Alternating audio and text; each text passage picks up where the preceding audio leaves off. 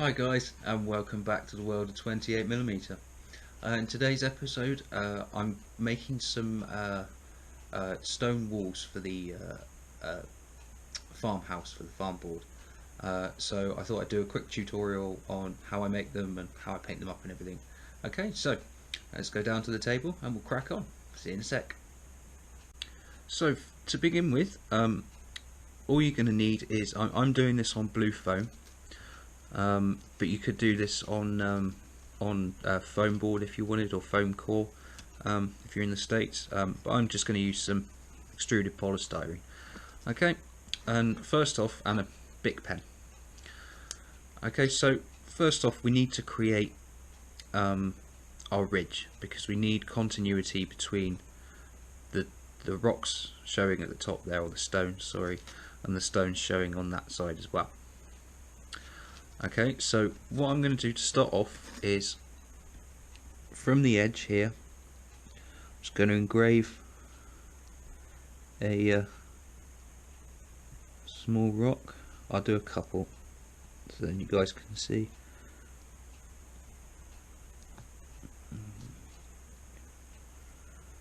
And one more down like that. Okay, as usual with engraving, once you're happy with the stones that you've put into the wall, just go back over them with your pen to make sure that they're all properly embossed into the foam. Okay, so there's our first 4 cobblestones. Okay, I'm just going to go across this whole top piece and do that, and then we'll come back and we'll go on to the next step. Alright, so see you in a sec.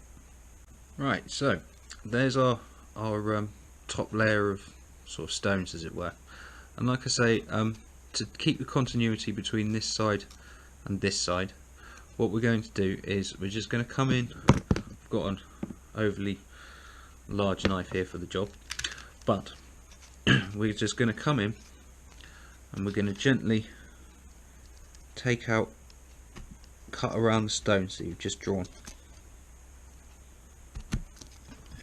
Okay, and what we want to do in this case, what I'm going to do is I'm going to come in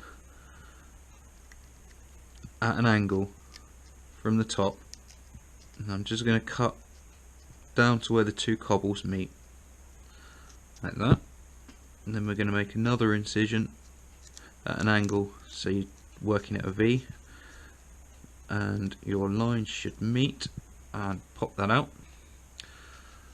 Okay, and there you have your first stone. Okay, so I'm going to now do that for this whole bit.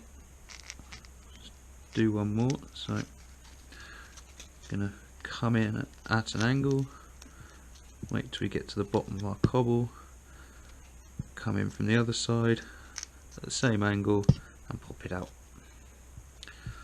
Okay, so you can see there it's going to start taking shape. So I'm going to do this to the rest of the piece, and then we'll come back when it's done. Okay, see you in a sec. There's the top row of cobbles done. Okay, and they're all cut out. So on the other side, I hit the camera, you can see we've got the same stones as we have on the carved side.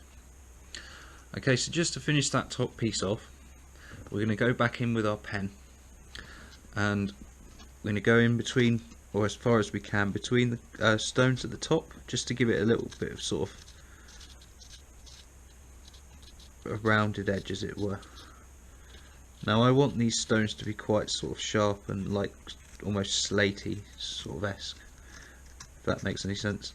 But we're just creating a bit of definition between the stones here on the top.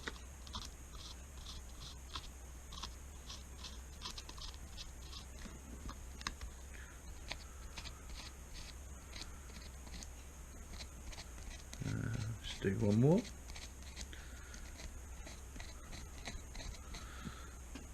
There.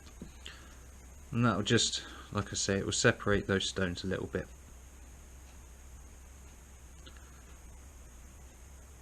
Okay, right. So next up, we're going to start putting the stones onto the wall. Okay, so there's no real exact science to this. Once again, if you're doing a modular set of walls, make sure that your edge stones across the side are only half stones. Okay, I'll put those on first, so we'll just do 3 little, possibly 4, see, yeah, 4.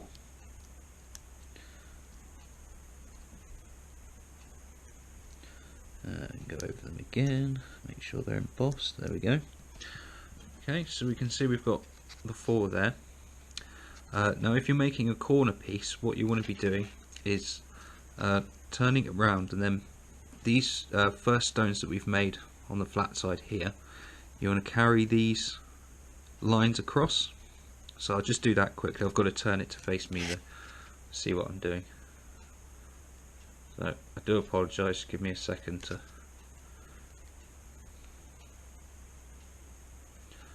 do this.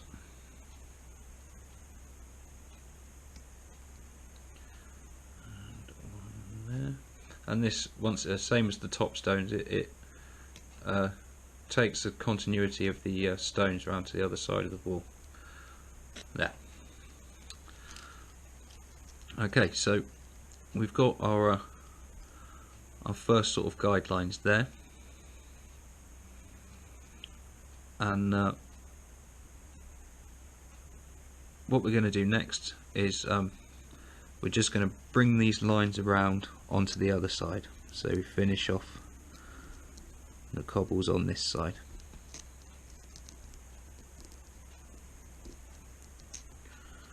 And one there, and we'll just take that edge one.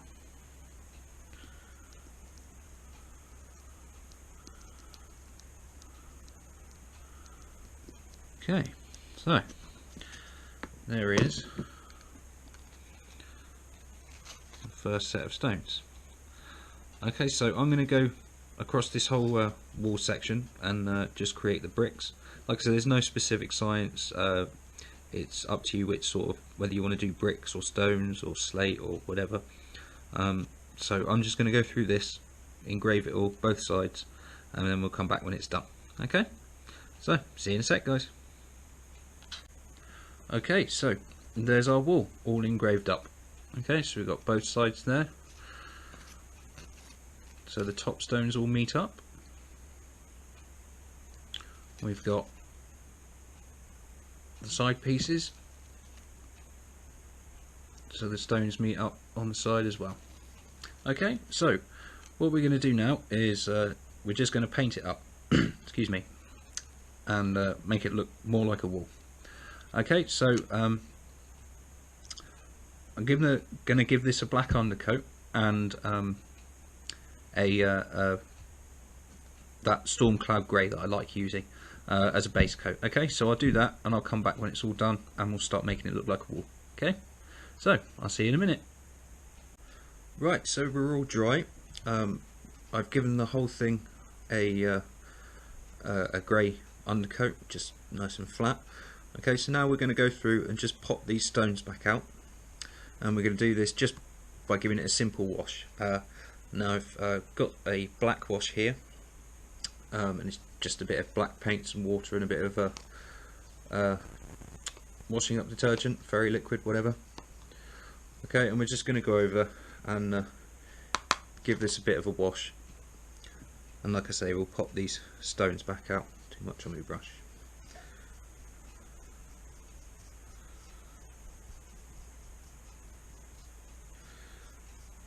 This will run nicely in between all of the rocks and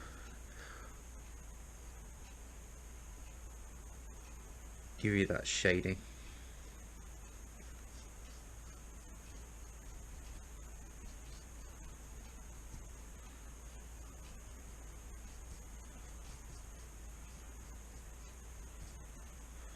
Okay, so I'm now going to do the whole thing, and we will let it dry, and I'll come back when it's dry, and we'll we'll put some highlights on it. Okay, so see you in a bit. Right, so the black wash is all dry now, and you can see it's gone into all the nooks and crannies that we've made with the pen. Okay, so now we've just got to pop those bricks back out again. So what we're going to do is, I've got a flat brush here with a bit of the original grey that I used for the undercoat, so this is the Storm Cloud Grey.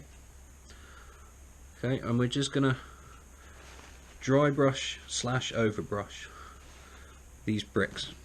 Okay, make sure you use a flathead brush with it so that you don't end up going back into all of the nice dark shaded bits that we've just made with that wash.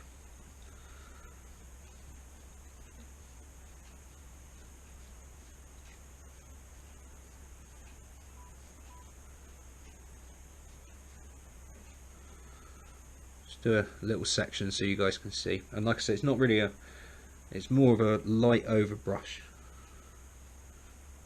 and this is with the original base coat grey that I used for the wall before the black wash.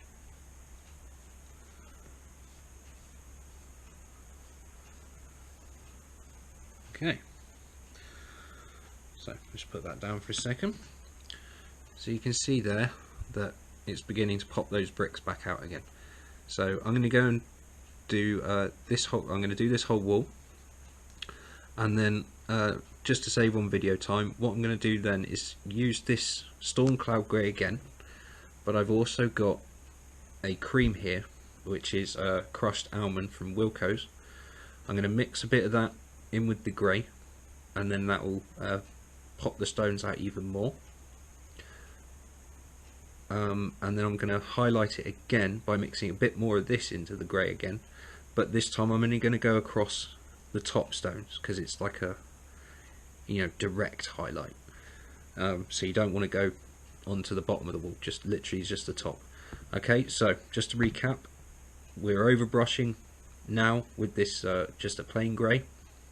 Then we're going to go over the top of that with that grey mixed with a bit of this to lighten it up. Then we're going to lighten that grey again with a bit more of this just to do the top edge highlights. Okay, so I'll get all that sorted and I'll see you guys in a sec. Okay, so there we are, we're all highlighted up with the 3 layers. So we just one thing left to do now is just to put a bit of weathering into it, a bit of life. Okay, so to my left here I've got some orange and some green, both watered down heavily. And to start off with, we're just going to go into the green, and then we're just going to dab some areas onto the wall. Once again, you might think, oh, it's a bit bold, but as the water dries, the green will become more subtle. But when you put this down, try and work sort of logically, I guess would be the word. So think about where. So if this green was, say, a moss, where would the moss grow? So think about where it's going to grow mostly. Well, I'm just going to put it ununiformly over the wall.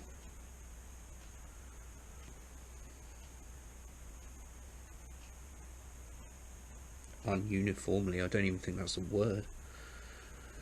Anyway, okay, so you've got your green down. As you can see there, we've got some green on there. Okay, now without washing my brush off, like I said, I've got some watered down orange. And then with this orange, you just want to go sort of put it down on the edges of the green. And then what will happen is the flow aid will cause it to mix with the green, and you'll get a sort of a transition.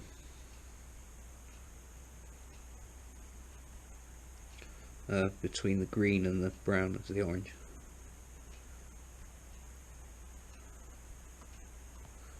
There. Okay, so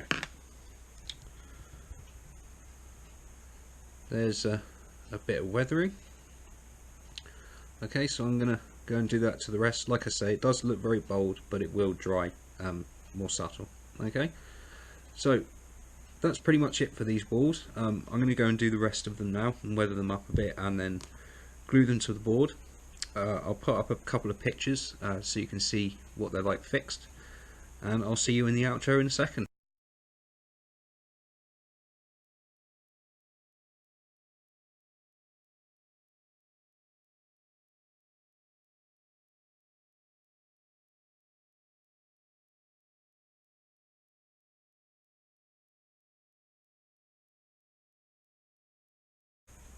Okay, so there we have our walls, all is installed and looking pretty. I'm going to go around it once it's dry and put some hedges in and other little details that will make it look a bit more functional as a garden. But I hope you've enjoyed this week's episode. Check out my Facebook page, World of 28mm. Feel free to put any sort of projects that you're doing up there. It's always good to see other people's stuff. And maybe pass on a few ideas. And yeah, the usuals for the video. Like it if you've liked it, share if you think anyone else would like to see it or find it useful, and don't forget to subscribe for the next episode. Have fun.